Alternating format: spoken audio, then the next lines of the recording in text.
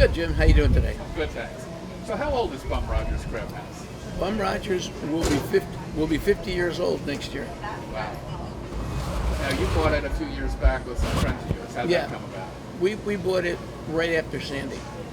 We had tried to buy it about 5 years previous, and we had given the owner a deposit, and the deal didn't work out for one reason or the other.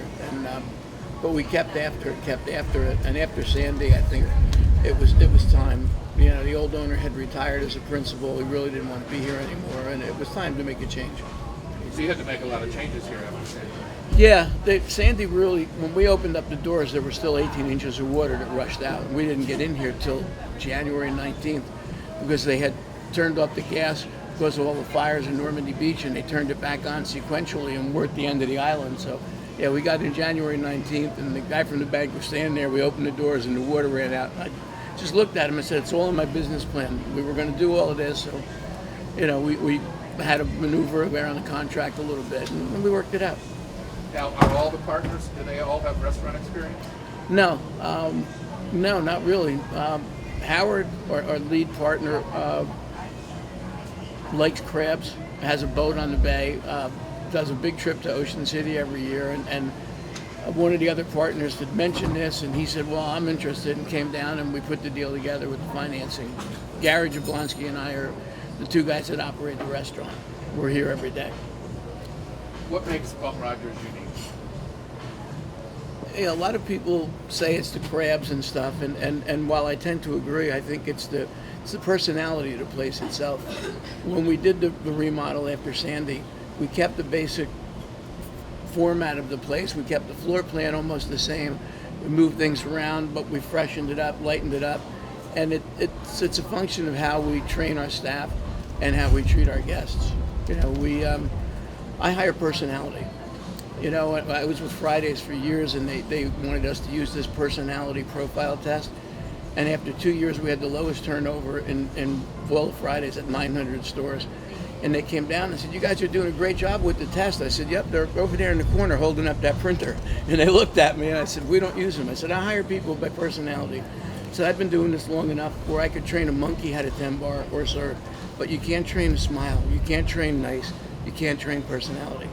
And if somebody comes in the door with that and they've got the right attitude, we can make them great. What makes the crabs so great here? I think it's the way, it's the way we do them. A lot of places do crabs and they boil them. We don't boil them. When the crabs come in, we put them in the freezer for about a half hour to shock them so that they don't throw their claws, and then we steam them. High pressure steam, and 2-3 minutes and they're ready, and then they go back in the refrigerator. And when you call to order, then they're steamed again real quick. And they come out, but it's the sauces we use. Our garlic sauce is real famous, and that's the main reason people come. So what do you pair crabs with, beer or wine? You know, it depends on your taste. They go very well with beer. They go very well with beer, but there's a couple real light. We have a Martin Kodak's light Spanish white wine that goes very well with the crabs and stuff. Most of the people do drink beer with it. You know, it's one of those, you roll the paper out on the table, you have your beer, you have your crabs, you get a little messy, and you go home. So over the years, what's been your most memorable meal? My most memorable meal? I would have to say it was a place we had just discussed a little while ago. It's in Key West, upstairs in one of the resorts across from the Pier House. It's called Hot Tin Roof. And everything from it happened to be my birthday, and my fiance took me out for dinner, and it was just, she had picked the place and I'd never been there, and I've been to Key West 30 times, and it was a combination of the ambiance, the atmosphere. We were sitting outside looking at the sunset, and it was just absolutely perfect. The meal was in itself was fantastic, and then we had a Cuban coffee creme brulee for dessert that we both fought over. It was that good. Great. So where do you eat on your days off? On my days off, I'll try and bounce around and hit places that friends of ours that come down here that you don't get to normally see.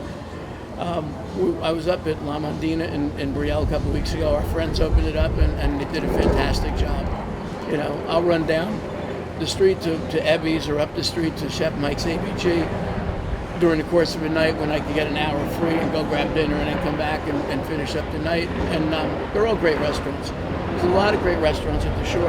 So last meal, what's on the menu? Last meal, if it's my absolute last meal, I'd do a dozen Kumamoto oysters, a nice medium rare filet, and I'd go back to Key West for that creme brulee. Great. Have a great summer. Thank you, Jim. It's a pleasure.